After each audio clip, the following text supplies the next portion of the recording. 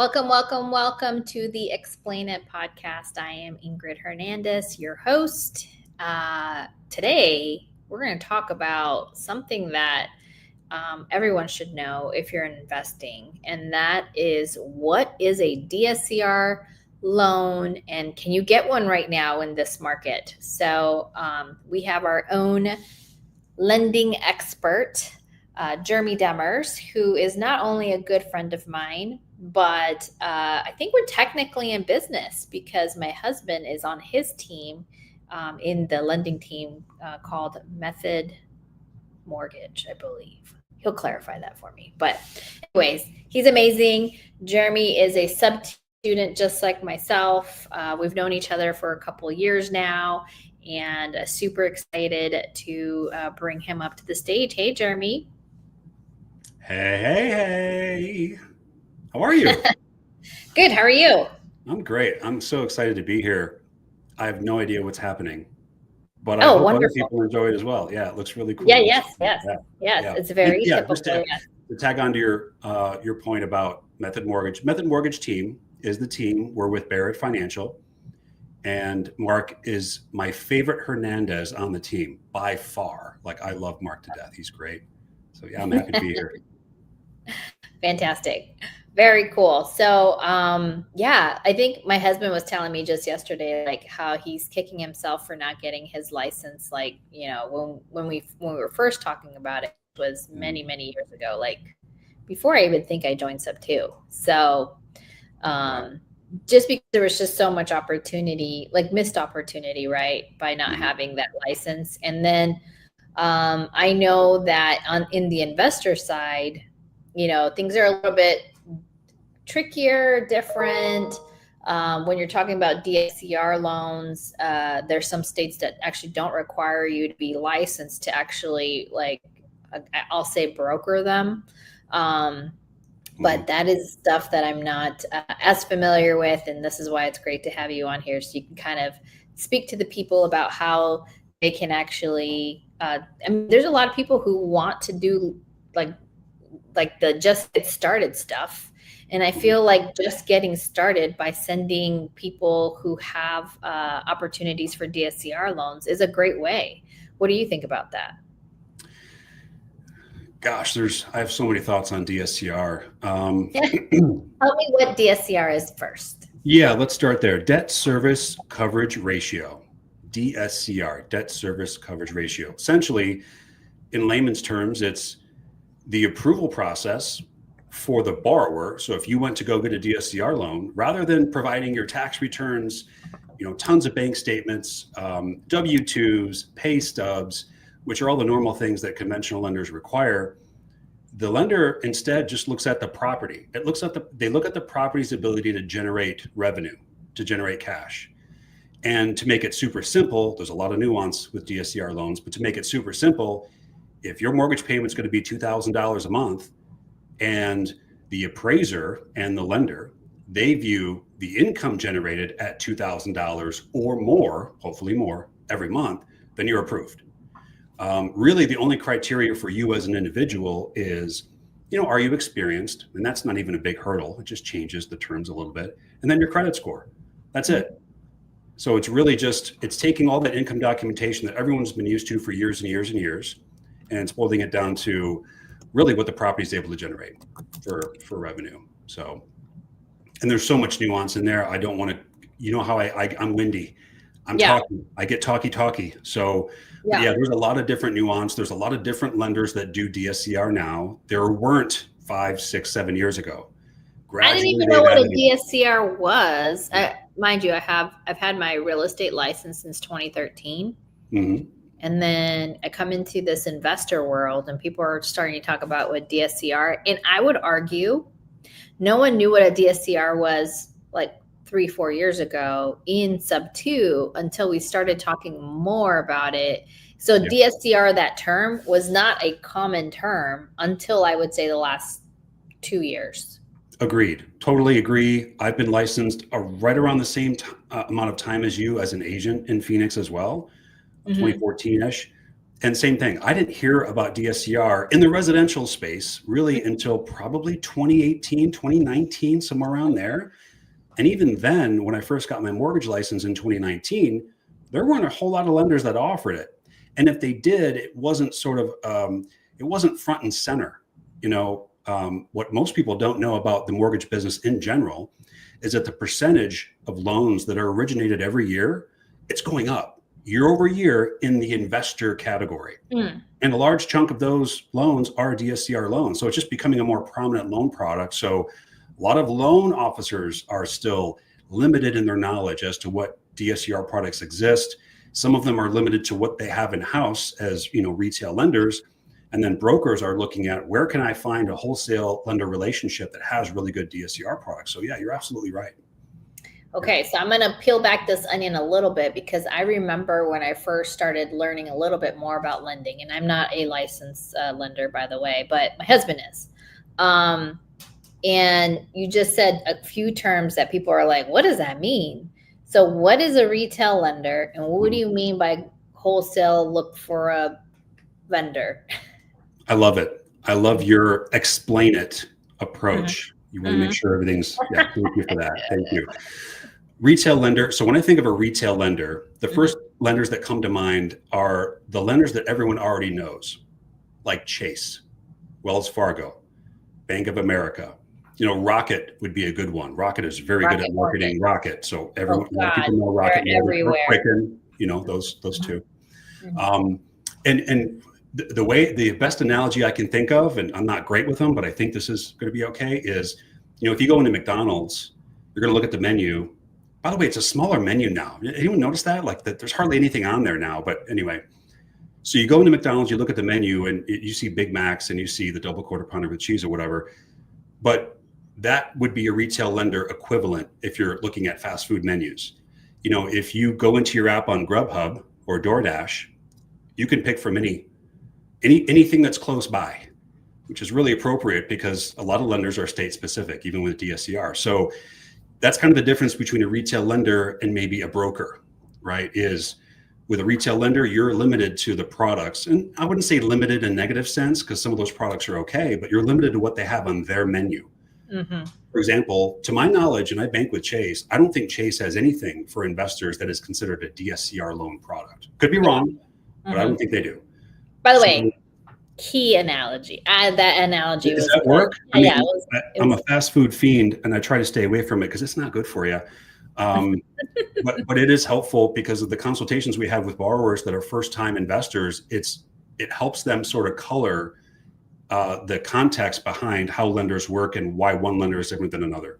So yeah. And so, in your case and in your team, do you have you're not considered retail then? You have a plethora of correct of products. Okay. Yeah, and there's a couple different variations of what lending resources would look like, but the main two are probably retail lenders or mortgage bankers, and then you have brokers, mortgage brokers. Some people use the terms interchangeably, right? Which is understandable because a lot of people don't understand the difference. But I'm a broker, and as a broker with Barrett Financial, the benefit we have is we have access to 170 different wholesale channel lenders. Only. And I know all their phone numbers, and I know all the names of the account executives, and I know all the websites, and the passwords to the websites is a different story. But yeah, so which is a benefit to the consumer. I feel I'm a strong proponent of brokers. I've worked both sides. I like both sides, but the broker world is a lot more flexible. There's more options available for people, and also as a broker, it helps keep costs low. And I think investors, more than probably anybody else, they're focused on cost. They're very formulaic and data centric. There's less emotional attachment when a borrower calls me up with a DSCR loan versus an FHA purchase loan, for example. There's different attachment to the deal and the property. So yeah. Fantastic. So tell me then, what is a typical DSCR requirement? And as Adriana is asking, do you need a down payment for these loans? Oh, hi, Adriana. I see the question. This is such StreamYard is very cool. I like it a lot. I like it too. Me too. Yeah, down payment. Good question, because that can vary. Most of the time, I would state that you need 20% down for a DSCR loan. There are exceptions. There is a 15% down DSCR option. But if you think about it from the perspective of the lender, it's higher risk, right? To offer 85% of the purchase versus 80. So a lot of times they'll be more strict with your credit. They may be more strict with your experience. They might want to see proof that you have experience in the investment space with residential properties or multifamilies or things like that. And there's also a cost difference, right? So I'm not one to quote rates for anybody, but as just a raw example, if you're getting a 7% rate on a DSCR purchase loan, and that's 20% down, it could be reasonable to see a 7 3/8 or maybe a 7.5% interest rate when you put 15% down, among the other stricter requirements, just higher risk. Yeah. Yep. Well, this is on a purchase though. Correct. So one of the things that are extremely popular when you start investing is the strategy where you buy through a hard money loan, right? And then you refinance into a stable loan so that when you're buying it through a hard money, you might be buying it and then renovating it. And then, so there's the BRRRR method where we call buy, renovate, rent, refinance, repeat. That's the BRRRR method, BRRRR. And then one of the things that I hear often too is the rate and term method, where maybe you have a really deeply discounted property. And maybe you might be able to clarify some things with me on that. So let's say I'm already getting it at like 60% LTV, loan to value, what's LTV stand for. And then if it's got so much equity, would I need to bring a down payment into something like that if I'm bringing a DSCR as a new purchase? Yes. I love onions. There's a lot of layers to that onion. Yes. But I'll put it assuming simply. I'm a well-qualified borrower. Sure. Yeah. Okay. Yep. So, and without getting too much into the creative, because we can talk about the creative methods all day long, but so the lender that is going to receive this purchase, so you're going to get a purchase contract, and to put numbers to your percentages, let's say it's 200,000 is the value. So if you're getting it at 60%, that would be 120,000 on the purchase. The lender, they care about the appraised value in the sense that they want you to have an appraisal. So, but that appraisal number, even if it comes in at 200, has no effect whatsoever on the percentages of down payment and what they're going to finance on the 120. So if you have a purchase contract for 120, to the lender, that is the anchored price, 120. It's great that you got a deal that discounted, by the way. It's fantastic. But from what the lender perceives to be true, 120 is the purchase price. So they're going to look at 20%, or in those other small cases, 15% down on 120. Okay. So then you would still need to so then the approach that we could take then is that rate and term approach, where you just go ahead and buy it hard money, right? The 120. And then can we start the refinance right away so that we don't then have to bring that down payment? I'm thinking of a two-step process. Okay, a two-step. Two-step. Okay, so tell me, what's that two-step process? Gosh, and the creative ways are numerous. You can do something called a bridge loan. And to make that simple, this is like hard money. Hard money without the rehab involved. So we'll just take out the rehab for a second. If you get this $120,000 deal and it's worth 200, and you just want to acquire it because the seller's only giving you 10 days to perform or something like this, or the wholesaler needs to close this in 10 days or 2 weeks or whatever, you get a bridge loan. A bridge loan is exactly what the name implies. It is a bridge financing product that is short term. There it is. Okay. One side or the other. And most of the time, you're going to put 20% down on a bridge. Some situations, they might require less. Again, credit experience, all these other things apply. But it could even be 25% down on a bridge. Now, this is just hard money. It's interest only, 6-month or 12-month term, and it's a closing. You're going to close once. Then to acquire it with speed, that's what you would do with step one. That's going to be the most logical step. It doesn't stress anybody out, and it gets you the deal, which is the most important thing. And then at a certain point in time afterward, that bridge loan needs to be refinanced anyway. So then you're already looking at doing a refinance at some point. Now, I will tell you this, be careful with bridges, because a lot of times lenders are going to need a certain amount of months that you've owned it in your name before they will refinance it for you. Okay, especially if you're looking to take more cash out than the first lien that is existing, which is that.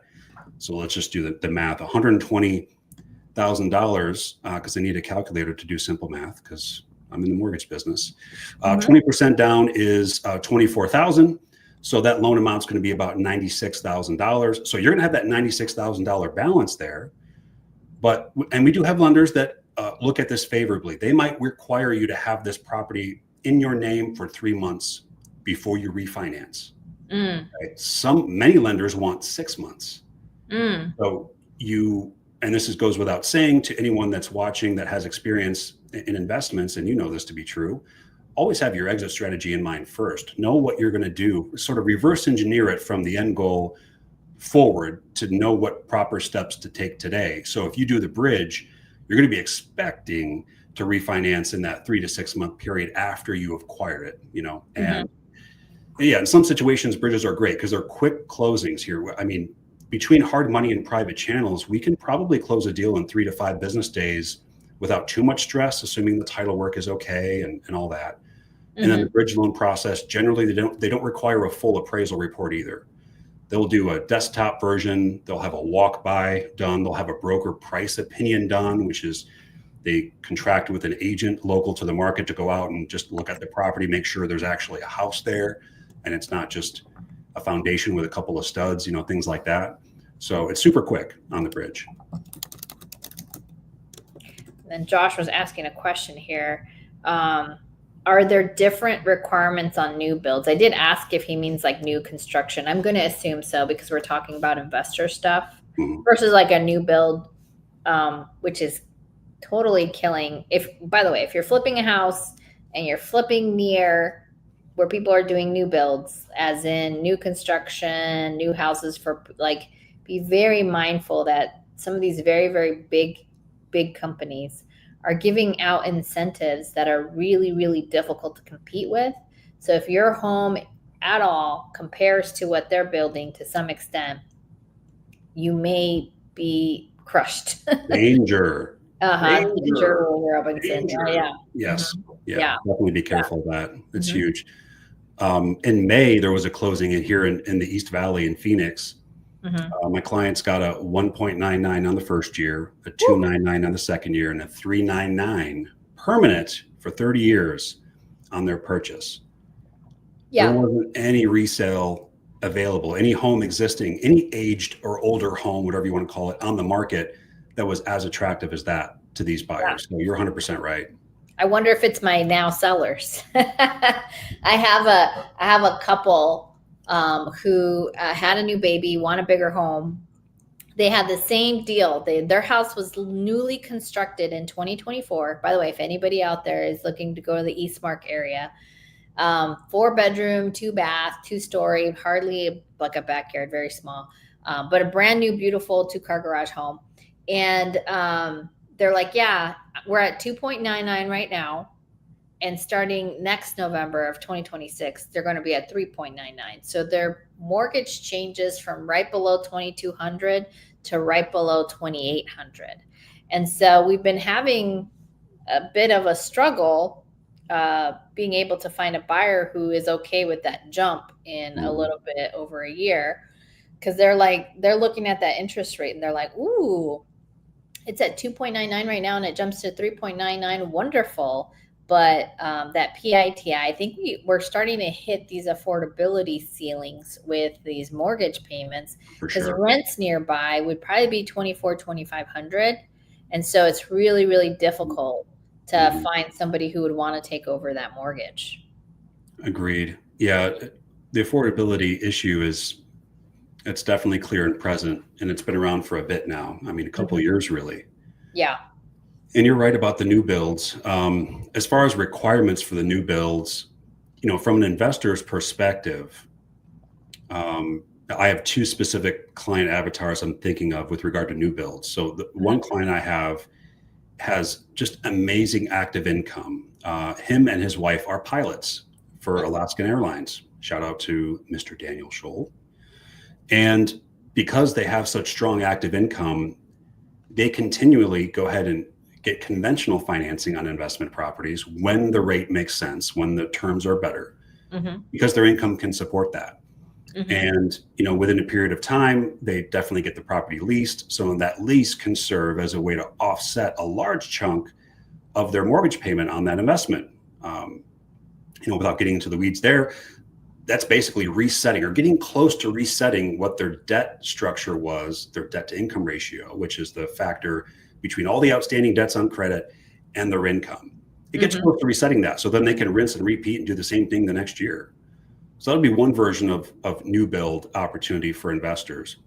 But where you don't have, either you don't have strong active income, or you're a vagabond, vagrant criminal, and you're not really financeable like many of us on this call right now, and you're looking to do it like the investment route without underwriting your income, you absolutely can go after new builds and put the same amount down. The biggest challenge I've seen when looking at those sorts of deals is the rent has to rent, the math has to math, as you say. So in your example, if the market rents are $2,500 and the mortgage payment with taxes and insurance included are $2,600, $2,700, $2,800, there are lenders that do lend if there's small amount of negative cash flow. It's a ratio factor, and some lenders go down to 0.75 on the ratio. So it's doable, but that rate is higher because the risk is higher. It's negative flow. Experience comes into play a lot more. Your assets and reserves come into play just to show you have some money stashed away where you can afford to make payments for 3 months, 6 months, or 12 months. Right. If something happens, some lenders like to see that. So those are the two probably most common methods I've seen. There are investors that are looking to acquire land outside of dense metro areas where they want to get some sort of construction loan and build something, whether it's a short-term rental that's turnkey once it's completed or something along those lines. And there are those products out there as well. They're a little bit more private. Not many of the major lenders have options for construction, ground up construction, if you will, in the investment space. They're out there, but I would expect roughly the same amount down, which is that 20% amount. Yeah. Some of them will do slightly less. And if they do slightly less, my recommendation is just look at your fee sheet. Get a schedule of all the fees from the lender to determine how they're mitigating some of that risk. Because 20% being the gold standard, if you're putting down less, the lender's got to make up that risk somewhere. It's either in the rate, the terms, the cost, the points of the loan, how many percentage points of the loan amount they want to charge you up front. And then if you put 20% down or more, then you'll probably find yourself with lower rates, lower costs. Yeah. Okay, so let's talk about what does it normally cost to get a loan out. So let's say your DSCR ratio is good, your credit is decent. What are typical costs that an investor would need to be prepared when they're looking at a term sheet or something that says, here's what it's going to cost you to get this loan? And what are they called, and why are they called those things? Yeah, I love this question. The way that I present, I like to go over all the numbers, which is probably a detriment in some ways, but I feel like it's a net positive overall because everyone should understand what they're paying, both up front and for the next 30 years or whatever the term is. So I bucket costs for your purchase loan in this case into 3 categories.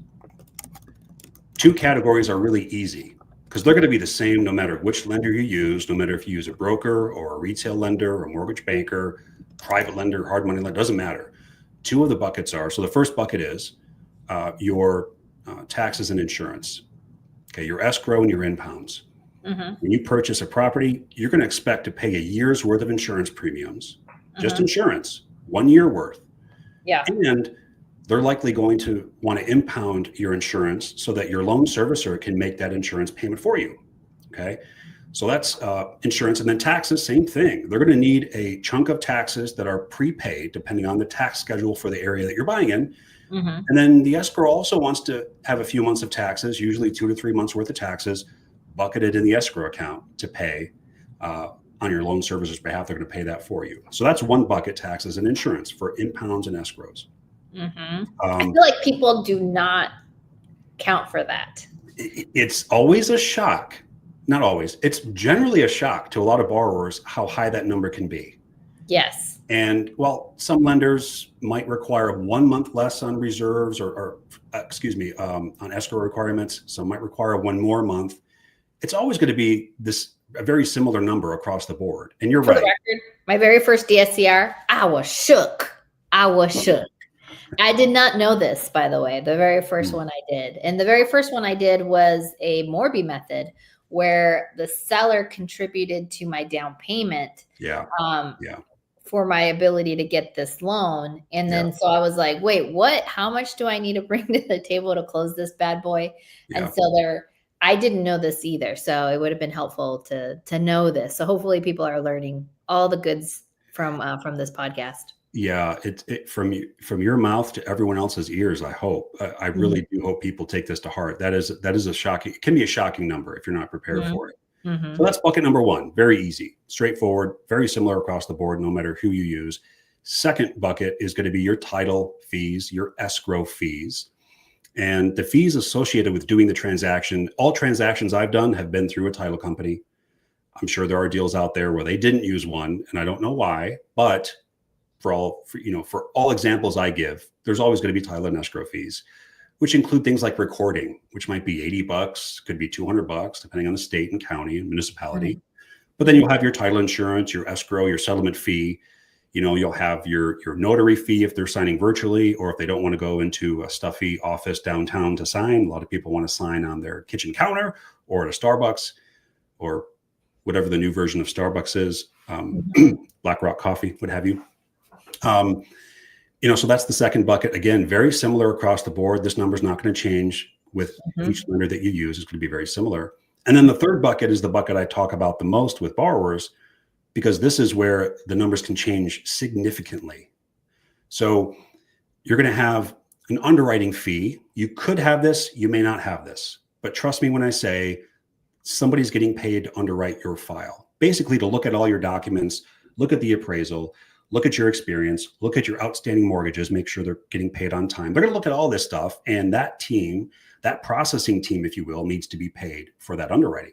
You'll have a credit report fee. As brokers, we pay that fee. Oftentimes we pay that fee up front. And I do that constantly for clients of mine that come back for more loans. If we haven't worked together, and, we might have a credit report authorization form that allows us to pull credit where we charge you for it. But either way, the credit report is getting charged, and it is amazing how high the credit reporting fees have gotten. I think there were $24 or $25 for a standard triple merge credit pull, which is just Experian, Equifax, and TransUnion, triple, 3 bureaus. And now it's anywhere from $80 to $120 between one borrower or two borrowers. So it's very expensive. And if you're doing 20 or 25 loans a month and you're paying as a lender for the credit report pulls, right? There's thousands of dollars a month that we could incur as a cost. So a lot of times borrowers understand that. Nobody really has a problem with paying that. But that is a fee that we absorb. 5x grow, that's ridiculous. Talk about inflation. My goodness. Yes. And I'd love to say we can do something about it. And the broker community and other communities are trying to do something about it. But there are, there's a lot of mortgage related credit bureau companies out there. And, they set the bar and we pay that figure. So the mafia. Hopefully it stops. Hopefully it slows down at least. But yeah, and then aside from those things, then you'll have your origination costs. This is also, it could be considered broker compensation or the lender compensation. It's funky because we have these federal forms that are required that we use. And I enjoy these forms because it's very easy to compare column 1 and column 2, and it's very easy to compare lenders. This is one of the reasons they did this, instituted this form years ago, is so that a borrower can be informed. and they can shop. So they'll also call it an origination fee. They could call it an administrative fee. They can call it broker compensation. They can call it originator compensation. They can call it a bunch of different things. But ultimately, that is the number that generally gets paid to the lender that's doing the loan. And in my case, as a broker, that is the number that gets paid to my brokerage, Barrett Financial, for doing your loan. Pretty simple. So there are ways to mitigate that cost out of the upfront cost bucket and to sort of bake that into the loan. There are ways to do that. Most commonly, investors can expect to see a charge on there. And this is something a lot of people don't know. Investors generally don't know this. But the reason that a lot of investor-focused lenders and brokers charge points, and this is in Section A on your loan estimate. When you see your initial disclosures, you're going to see Section A in the top left corner. It's going to be clear as day. The numbers are right there. Investors are wild.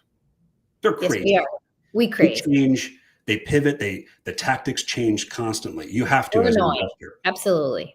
So a lot of lenders, when they issue a loan, if that loan is paid off in a specific period of time, generally it's 6 months, if we agree that the lender is going to compensate the loan officer or the broker rather than the borrower, so if the lender is going to cut my brokerage a check, and technically the lender cuts us a check either way, but if that happens and we bake in our fee to the loan, that loan, if it's paid off in the first 6 months, we might have to pay that compensation back because the lender did not make enough money on that loan to make sense of doing that loan the way it was structured.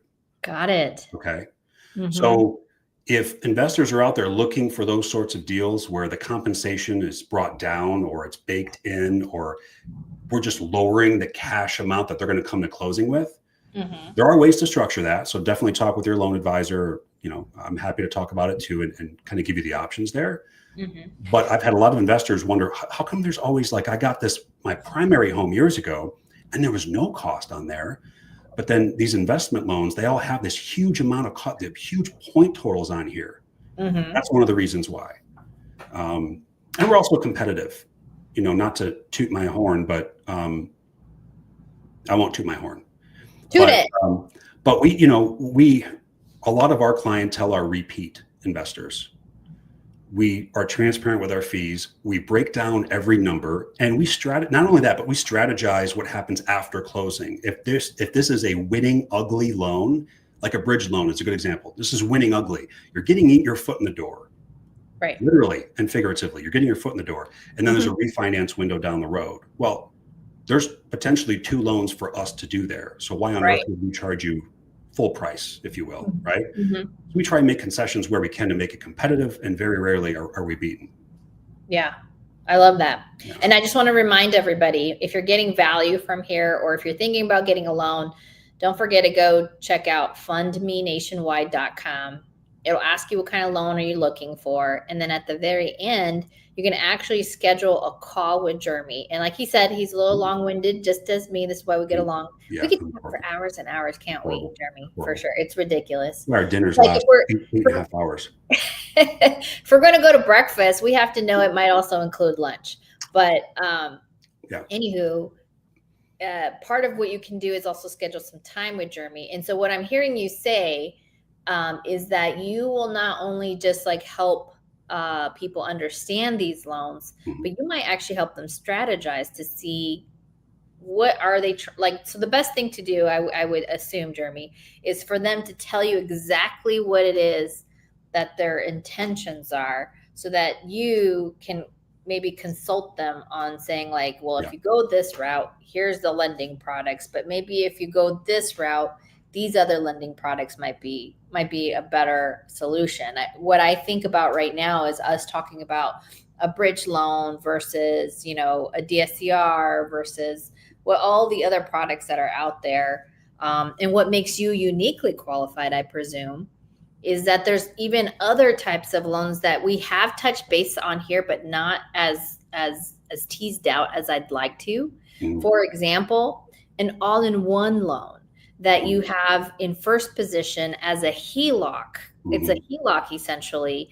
And I if you haven't, well, actually, you know what? Don't watch the previous episode. We're definitely going to do one like that, Jeremy, where if you want to pay off your mortgages much, much faster, and I mean like 7 to 10 years faster, the all-in-one product is ridiculous. Like, I'm just like, powerful. Wow. If you're already running that business or that home on a surplus, so let's say your DSCR is a 1.25, 1.5, and you don't draw from it, you just reinvest into it, then you can pay off your mortgage so much faster. And it's like, that's the dream as an investor. If you're not building up your net worth, what you doing? What are you even doing out there? Totally. Yeah. When I stumbled on the all-in-one loan a couple of years ago, I was amazed. I had to have it described to me 4 different times in 2 different languages, just so I could, and I only speak 1 language, by the way. I had to wrap my head around the concept.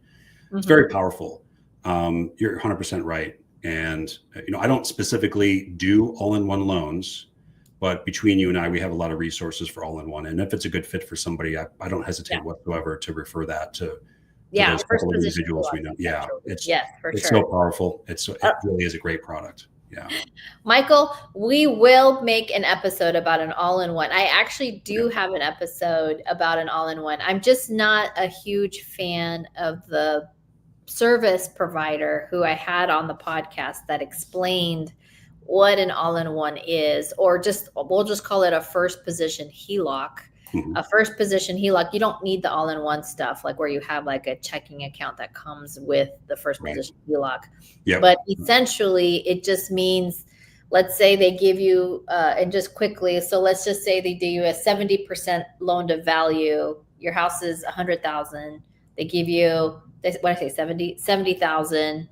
Okay, now you have 70,000, but if you're paying off that mortgage at a surplus, so if, let's say your monthly payment is, I don't know, $500, but you're paying $600 every month on that loan, that you're actually going to bring down the principal much, much faster than you think.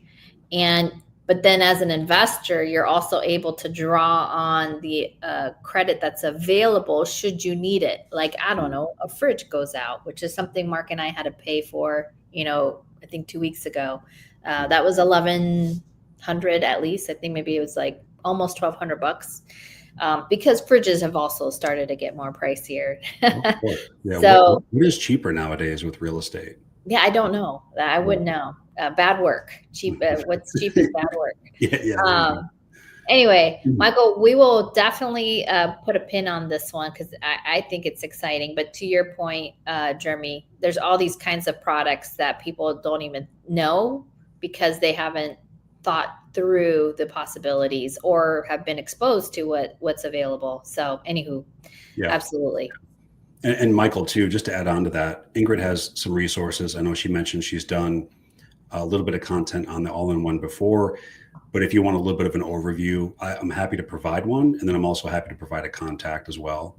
If it's a good fit for you and your situation, absolutely. I just want to make sure people have the education that they need. It doesn't matter if they use me or not, just because there's a lot of misinformation out there. There's a lot of redirection, a lot of people just trying to make some money in the lending space, right? So making sure that what you're getting advised on is actually a good fit for you, I think is of the utmost, and to your point, Ingryd, and I think we're both in the same boat.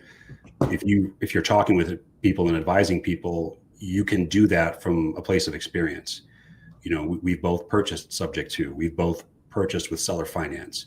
We both have fix and flipped. We both have used bridge products or fix and flip products. So working through these strategies, it starts off with those 2 questions. And I think I've mentioned this to you before, but, tell me where you've heard this from. Give me the 30,000-foot view. Tell me what you're looking to do here. That would be the first one. But then the most important one after that is, what is this going to look like long-term? 5 years, 7 years, 10 years, 30, 50 years down the road. What is the end goal with this property? Because that will definitely change some of the feedback I'd give or recommendations I would give on what the best fits would be. Because not everyone is just the same, and not everyone wants the same loan with the same prepayment schedule, with the same rate and the same cost. It's so different and varied depending on what those investors' goals are, and it's important to keep that as a North Star, when you're dealing with clients, for sure. Well, and what I've enjoyed is that you feel like you have a team when you have a lender as a part, like somebody you can count on. You and I did this recording for the SubTo mentorship where we're like, don't be a lending loser. Basically, if you guys want to be a professional real estate investor and you want to be treated as a professional, that means your documents should also be in order. And one of the things we talked about was like, have a folder that says, here's my LLC, my EIN to that LLC, my articles of organization, my operating agreement. What else have we? You're like a spreadsheet of all the experience you have, because it doesn't matter what lender you go to, they're going to all ask you that same those same things. They're going to request the same things from you. And if you can come to the table in a professional manner, they're going to be more willing and wanting to work with you, and it will influence your relationship and how easy they'll pick up the phone, So I think one of my I'll call it superpowers is that I answer my phone and I generally respond fairly quickly. And I think that's one of your superpowers too, Jeremy. And so I then know the people who do that for me are also part of my team because I can actually count on them to do the same. So anyway, as I've had other opportunities and I've had other folks kind of reach out to me, there's a reason why I generally refer to Jeremy, because I'm like, look, he's going to answer, he's going to be diligent, he's going to be professional. And so you guys should consider being professionals yourselves. So anyway. I couldn't agree more. Yeah. And I have pulled rabbits out of hats before. I have pixie dust that's rainbow colored somewhere on my desk somewhere. But, if the deal does not work for one reason or another, I think one of the other things, just to tag on to your point, because I feel like it needs to be reinforced, is there's a lot of people that offer lending products out there, whether they're licensed or not, doesn't matter. There's a lot of good people out there that are in the lending space that are good consultants and can help advise, but if the deal doesn't work for some reason or another, you'll know. There's a lot of maybe foot dragging, or let me see if I can find something that works for you. And then weeks and weeks and weeks go by and there's really not a great solution and there's a lack of communication. That's something I experienced on my end before I was a lender, by dealing with other lenders. Back when my partner and I, we acquired a bunch of properties here in Phoenix, and we had to get rid of our private lending that was attached to these properties. And we didn't have great lending contacts in 2017, 18, and 19. Part of the reason I got in the business actually is to figure out what is going on here with financing. What we've had a hard time, and I appreciate that so much more because I was on the other side of it initially, learning how better to not just learning the mortgage business, but learning the investment financing space as well, sort of helped fill in a lot of the blanks for me to more effectively be able to advise, and if the deal doesn't fly for one reason or another, you'll know. If it does fly, you'll know. Sometimes we have to do some homework. Sometimes it takes a few days to reach out to lenders manually, call them up and go over guidelines line by line. And guys, sometimes these guidelines at these different lenders, they're 40, 50, 60 pages with all the loan products they have. So to know what every loan product looks like from a guideline perspective at 170, however many we have lenders, not reasonable, not going to happen. I'm not that smart and I'm not that quick. I'm not that good. So sometimes we do need to do the homework is my point, but you'll know either way. And communication is important to us. And does every deal close on time? 90% of them do. Sometimes they don't. But man, we work hard, we communicate with people, and we make sure that we're advising, the best possible way we can based on our experience. Yeah. Totally.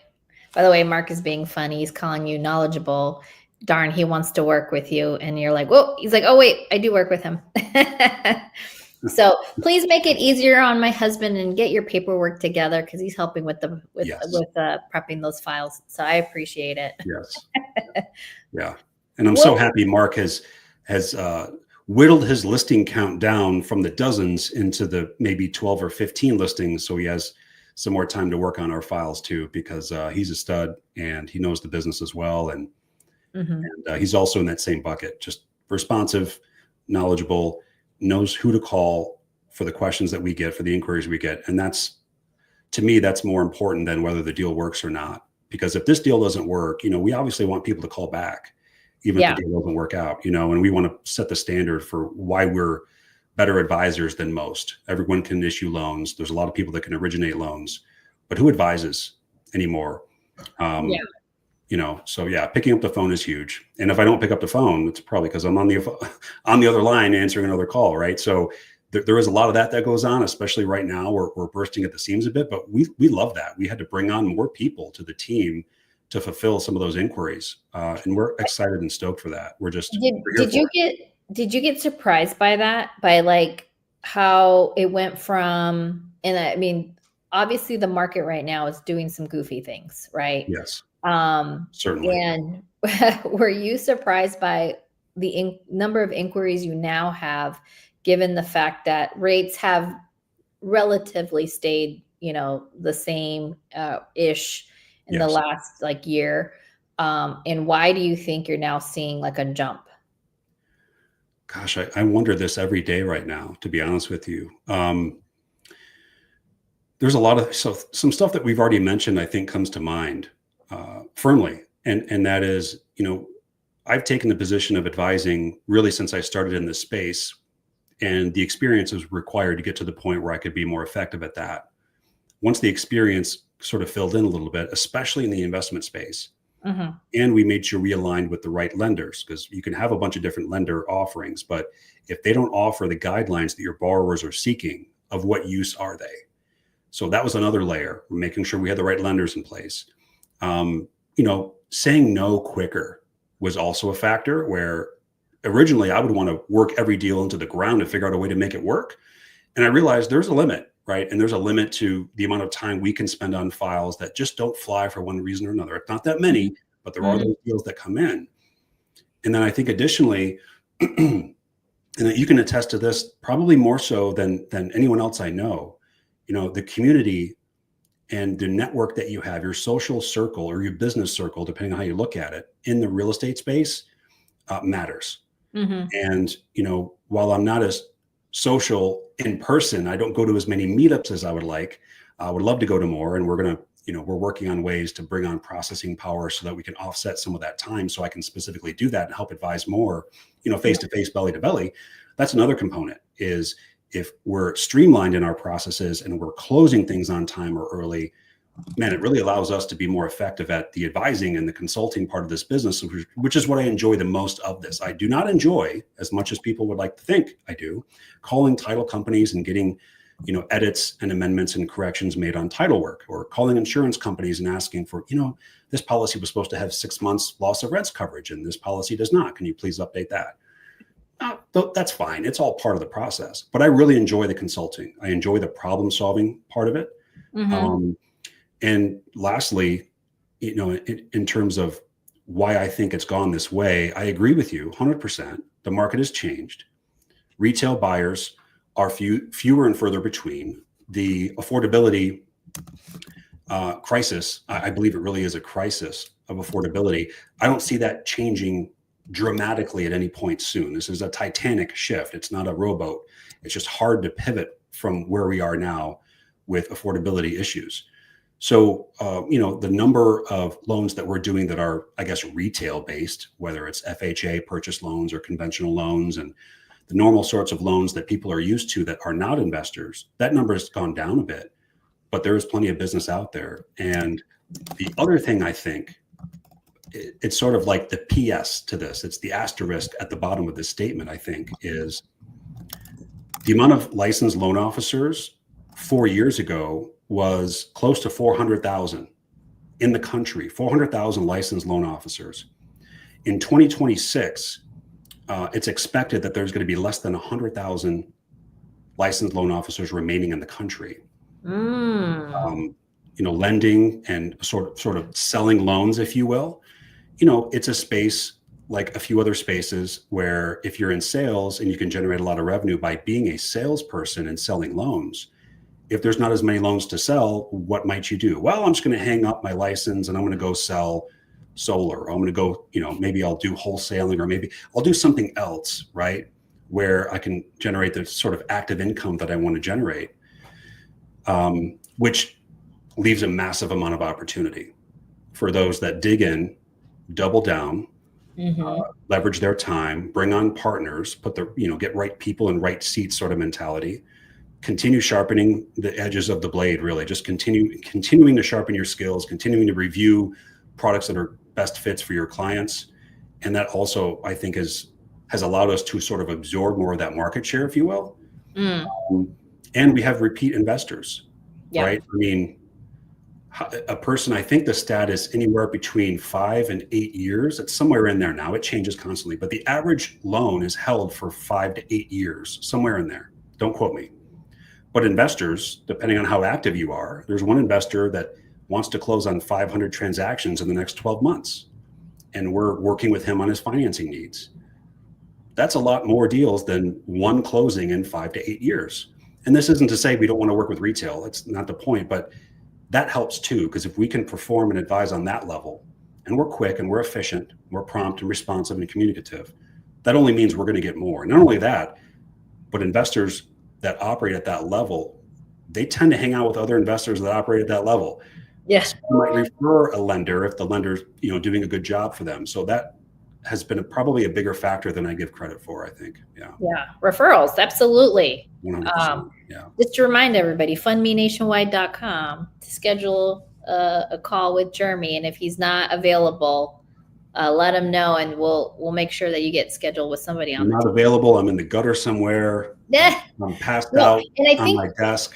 One thing that you're not at least communicating from my perspective is that you are an investor too.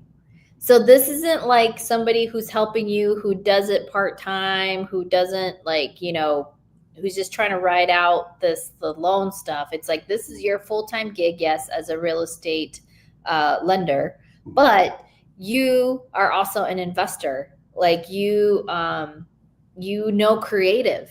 So because you know how to do SubTos and seller finance and the hybrids that come with that sometimes, like that's where your unique power can come in, and your unique skill set. Because if you're going to bring an opportunity to the table, as somebody asking Jeremy, and I've learned this personally, where it's like, hey, I have this, he can advise you about like, hey, how you could do traditional lending products, but also like, hey, how motivated is your seller? Maybe your seller is willing to do something slightly different that could open up ways of doing it creatively, maybe temporarily, while you stabilize what your strategy is, and then bring you into a lending product.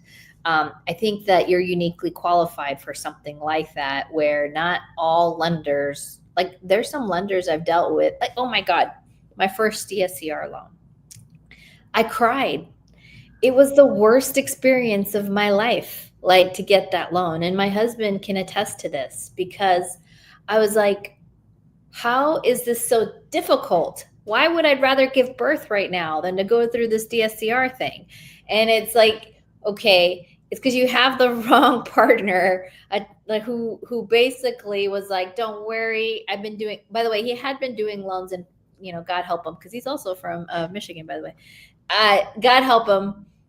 He's great. We love him. But the actual process of the DSCR was so different from a Fannie Freddie conventional, like going to buy your primary home. It was so different that he didn't even realize how different it was. And this was like a new space he was exploring. And I'm like, you really need somebody with a lot of experience who's going to be upfront with you. Like literally, because he didn't lock up my rate early enough, I went from being able to get like a 5.25 or something to getting into like the late sixes. And I was like, this was during that transition time where we had like unprecedented rate changes. Like, I understand from his perspective, it's like this would never happen under a normal market, but it was happening when I had somebody extremely inexperienced who I asked, can we please lock this rate, or what do I need to do to lock it? Yeah. so that I'm not stuck with a higher interest rate. And I ended up getting stuck with a higher interest rate, even though I was a well-qualified buyer. My credit score was in the 800s. I had a W-2, so I was making really good income. And I had my like the DSCR ratio solid. So I was like, what is happening here? So was this fall or early winter of 2022? it was May of 2022 when things were starting to change. Okay. So like I think we ended up closing in June. For me, being in the trenches of this DSCR is why I will always remember like that summer sucked. Yeah. Yep. Yeah. Yeah. That's, and I'll be frank. I mean, if, give your loan advisors some grace. If you're watching this and you have a loan officer you like, that's fantastic. Definitely use them, right? But if they've not done, 50, 70, 100 of these sorts of transactions and you like using them, that's perfectly cool. Definitely use them. Give them a little bit of grace too, because they're not as straightforward as maybe most normal transactions are in a lot of different ways. There's a lot, I shouldn't say a lot more nuance. There's different nuances. There's different things that pop up. And, I like discussing these sorts of scenarios with people, even if they don't use me, to be honest, because the education means far more. And again, you mentioned the referrals. I mentioned the referrals and you kind of tagged on there. The referrals, people tend to come back with questions and eventually they might come back and ask for, a quote on a loan. And I'm happy to do that. But gosh, just the education, the stuff that I was missing 6, 7, 8 years ago is what I wish other people had, which is why I started doing what I'm doing now. And 90% of our business right now is investment business. It's part of the reason I started posting YouTube videos, so people could, get maybe a 20 or 25 minute, somewhat long-winded, sometimes not, explanation of what some of the products are out there, what some of the strategies are that investors are using that maybe the first-time investor or maybe the intermediate investor hadn't considered or hadn't tried yet, but maybe they thought of it and they want to know how it works. That's why I started doing that. Is great. I would love to work with you, but at the same time, I would love it if you took some value from anything I can provide on a consultation basis, and hopefully it helps your business and helps you create long-term wealth, because that's my goal, is to help people do that. I love this, and this is why we get along so well.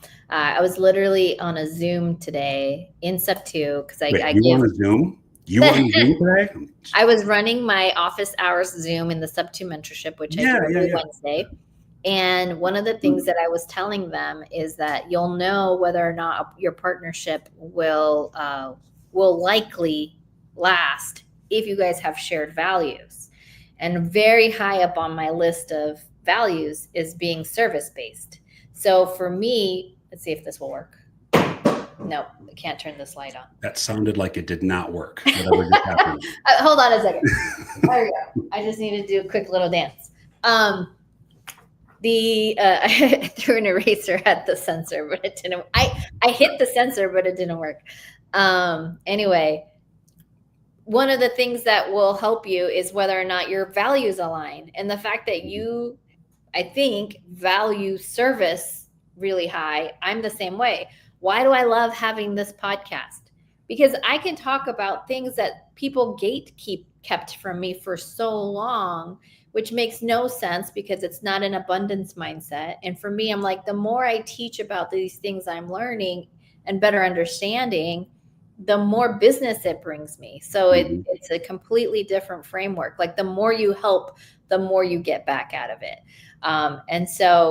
And I love it. It's fun. It's fun to talk to people who I love and respect and can have a wealth of knowledge and who also want to share that same knowledge. So anyway. Yeah, I love that. That's great. Yeah. It's either, the resources out there, as we've learned what we've learned, you're right about the gatekeeping. It was either a factor of ignorance or ignorance. Like either people didn't know and they didn't tell you, or they didn't tell you because they didn't want you to know. So, but why? Gatekeeping that knowledge, to me, especially now, so much good information out there. There's a lot of bad information, but there's so much good information out there. Yeah, you can watch a ton of YouTube videos and figure out how to do a lot of this stuff. But until you get in the weeds and you actually start working as an operator, start doing some of these things, Yeah. you're going to learn way more. Like people tell me I've learned way more in this DSCR loan process, and this is my 5th one, than I knew on the first 4. Because I just kind of said, oh, okay, that seems right. Or, all right, well, let's just get it closed, or, all those things. Yeah, I couldn't agree with you more. And we didn't even touch on prepayment penalties, which is something that like you don't normally see in a consumer loan. There's just a lot of nuance to these, and like the longer period you have that you're willing to take a prepayment penalty, the lower or the better terms you'll get, is my understanding. So anyway. Yeah, just a good example there is if you just had a conversation this morning. Well, what does the prepayments look like? I said, well, remember how you told me this is going to be kept forever and you're going to deed it over to your kids when you're gone, and those kids are going to have it. They're going to deed it to their kids, so on and so forth. That's why I recommend a 5-year prepay, which is generally the longest you'll find, and that's going to be the lower rate. If he would have went with a 0-year prepay, a lot more flexibility, the rate would have gone up by, I want to say it was 5/8 of a point to 3/4 of a point. It would have gone up. Yeah. So if there's no indication, and again, plans change all the time, but if there's no indication that you're going to do something with this property, either sell it or refinance it in the next 5 years, of course, go with a longer prepayment penalty. And for background, a lot of prepayment penalties are a percentage of the unpaid loan balance. Sometimes it's 5%. A lot of times it's 5%. So you have a $200,000 loan and you pay it off in the first 5 years. Anytime in the first 5 years, you'll have an extra $10,000 bill at closing that's going to show up on your payoff from the lender. So that's stuff you got to know. But it's also part of our intake process. We want to make sure, this is why we start with the end. All right, well, what's going to happen the next 5, 7, 10, 30, 50 years? What is the long-term play here? Because it helps us sort of bucket the right loan characteristics together, to make sure the product, to make sure that the wealth creation is there, to make sure that the goal is met and all that good stuff. So yeah, you're spot on. Awesome sauce. Well, Jeremy, thank you so much for spending time with us, explaining what the DSCR loan is and how people can take advantage of it. I do feel right now with so many of us, and I put myself in this bucket, speaking of buckets, having some flips that are sitting around for a bit, it might be time to consider a refinance into a DSCR loan if you can deal with it. So I'll definitely be calling you soon. If anybody wants my number. Yeah. Or if anybody wants a Flagstaff house, let me know. We can work something out. Anyway, I really appreciate your friendship, your leadership, and just, again, just being a wealth of knowledge for everybody. And my husband is also, in love with you, which is great. So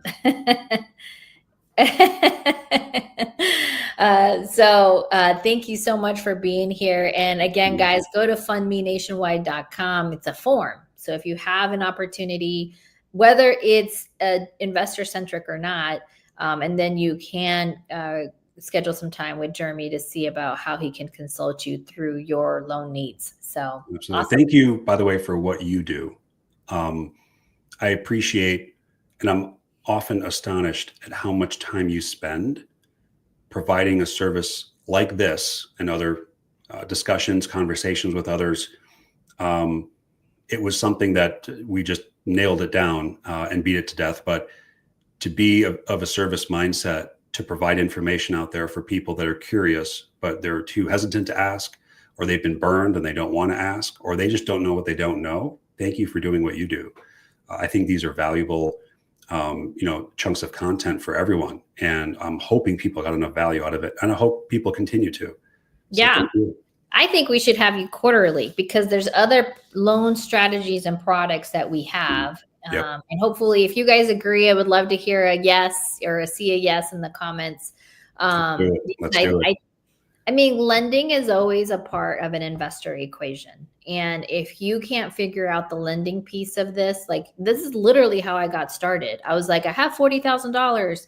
I'm sure somebody will lend me money so I can get started flipping. And then not knowing at all, like, the LTV stuff, the you need to construction, what is working capital. So I think the next time you come, I would love for us to talk about what do we do when we're fixing and flipping, and like, how do you raise capital for that and be prepared? Because I think that would be interesting for folks to better understand. Yeah, I love that. There's so much of a shift toward that model, which is there's a lot of investors that are still finding really deeply discounted properties, and they're holding.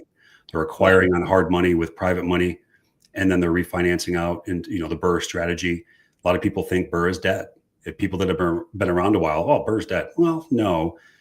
The numbers still need to work. If the numbers work, BRRRR's on the table, and BRRRR will be there for as long as I can imagine. So I'd love to do that. And I can bring a few examples of actual deals we've closed along with me. And we can run through them so people can see real time to the cent how it worked and what happened. Yeah. Wonderful. Cool. Well, super cool. Thank you so much. And guys, every Wednesday, we are here from 1 to 2 Arizona time. We are live on purpose so that you can ask your relevant questions that you have. And hopefully you can spend some time in the chat, get to know each other, leave us comments, things of that nature. So every Wednesday, 1 to 2 Arizona time, Explain It podcast with your host, Ingryd Hernandez. And we have amazing guests like my friend, Jeremy Demers. Thank you so much for being here. I really appreciate you taking this time. Thank you for doing what you do. Thank you, guys. We'll catch you next week.